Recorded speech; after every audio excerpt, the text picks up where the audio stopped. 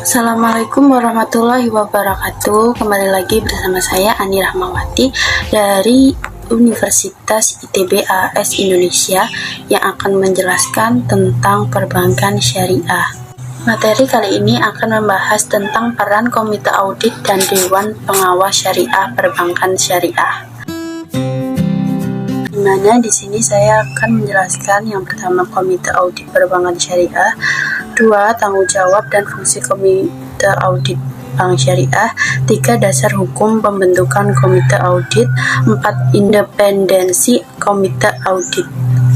Komite Audit adalah suatu kelompok yang sifatnya independen atau tidak memiliki kepentingan terhadap manajemen dan diangkat secara khusus, serta memiliki pandangan antara lain bidang akuntansi dan hal-hal lain yang terkait dengan sistem pengawasan internal perusahaan. Komite audit ini merupakan suatu komite yang bertugas melakukan audit internal suatu perusahaan yang diukur berdasarkan keberadaannya di dalam perusahaan. Yang kedua yaitu tanggung jawab dan fungsi Komite Audit Bank Syariah.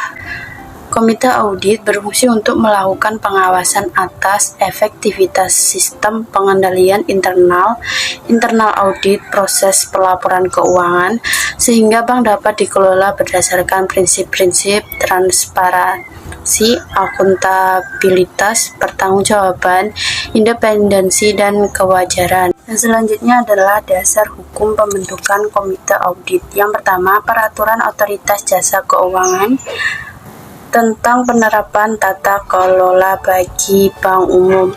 Yang kedua, Peraturan Bank Indonesia tentang pelaksanaan Good Corporate Government bagi bank umum syariah dan unit usaha syariah. Yang ketiga, Peraturan Otoritas Jasa Keuangan tanggal 23 Desember 2015 tentang pembentukan dan pedoman Komite Audit. Yang keempat, Peraturan Undang-Undang dan regulasi terkait lainnya. Yang keempat yaitu independensi Komite Audit. Sesuai piagam Komite Audit, komite menjalankan tugas dan tanggung jawab secara profesional dan independen. Komite mendukung Dewan Komisaris dalam melakukan evaluasi dan pengawasan tentang proses pelaporan keuangan, proses audit internal dan eksternal, serta praktik good corporate government berjalan dengan baik dan sesuai prosedur. Selanjutnya akan kita bahas Dewan Pengawas Syariah Perbankan Syariah, tugas DPS, fungsi DPS dan struktur organisasi DSN dan DPS Perbankan Syariah. Yang pertama yaitu tugas Dewan Pengawas Syariah.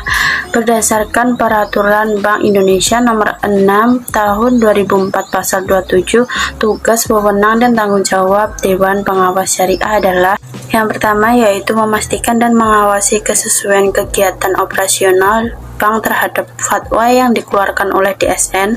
Yang kedua, menilai aspek syariah terhadap pedoman operasional dan produk yang dikeluarkan bank. Yang ketiga, memberikan opini dari aspek syariah terhadap pelaksanaan operasional bank secara keseluruhan dalam laporan publikasi bank. Yang keempat, mengkaji jasa produk baru yang belum ada fatwa untuk diminatkan fatwa kepada DSN. Yang kelima, menyampaikan laporan hasil pengawasan syariah sekurang-kurangnya setiap 6 bulan kepada Direksi Komisaris DSN dan Bank Syariah. Secara umum, ada dua fungsi DPS. Yang pertama adalah fungsi penasehat. Fungsi ini untuk menjamin berbagai kebijakan bisnis yang dilakukan agar sesuai syariat. Yang kedua juga berfungsi untuk proses melakukan pengembangan produk yang akan disampaikan kepada Dewan Syariah. Fungsi lain dari DPS adalah meminta fatwa kepada Dewan Syariah Nasional untuk produk baru yang belum ada fatwanya. Berikut struktur organisasi DSN dan DPS Perbankan Syariah.